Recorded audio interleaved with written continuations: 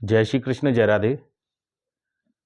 कुशलता, दक्षता और काबिलियत, यदि कोई व्यक्ति इन सभी चीज़ से निपुण है और किसी कार्य में लगता है, चूँकि उस कार्य में वो पूर्ण पारंगत है, उसके बाद वो व्यक्ति कहता है कि मेरे को इसका 100% रिजल्ट नहीं मिला, जबकि मैं इस कार्य में 100% काबिल हूँ, पूर्ण हूँ।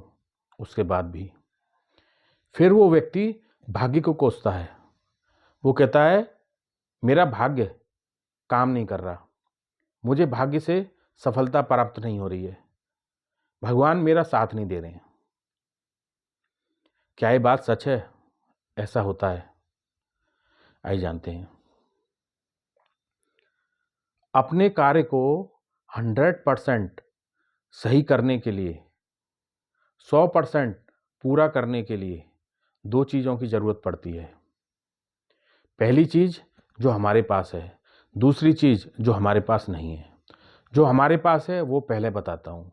हमारे पास है काबिलियत, योग्यता, दक्षता, कुशलता, उस कार्य में पारंगतता, पूर्णता। ये है 50%। इसको बोलेंगे 50%, 50%। हम कह सकते हैं 50% मेरे पास है कार्य, जबकि 100% का है। रिमेनिंग 50% है। अब उसके बारे में बात करते हैं जो हम पे नहीं है।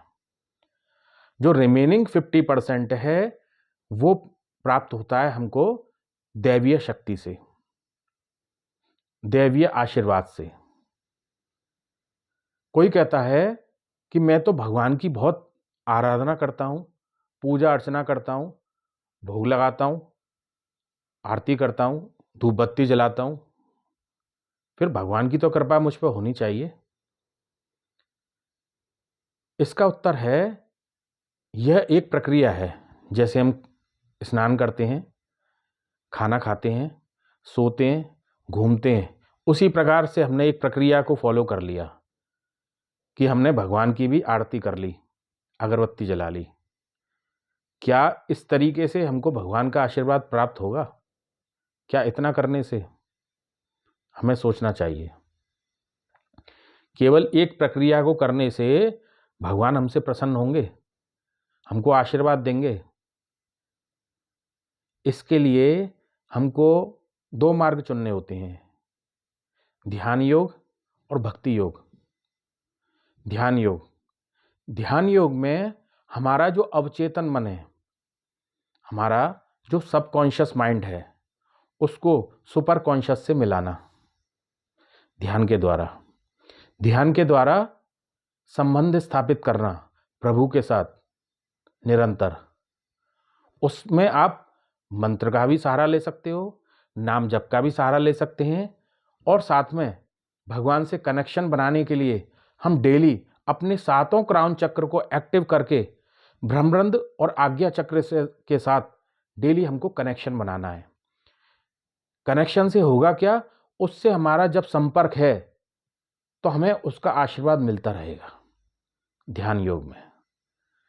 अब बात करें कि हर कोई ध्यान योग का सहारा नहीं ले सकता है, तो भक्ति योग का लें।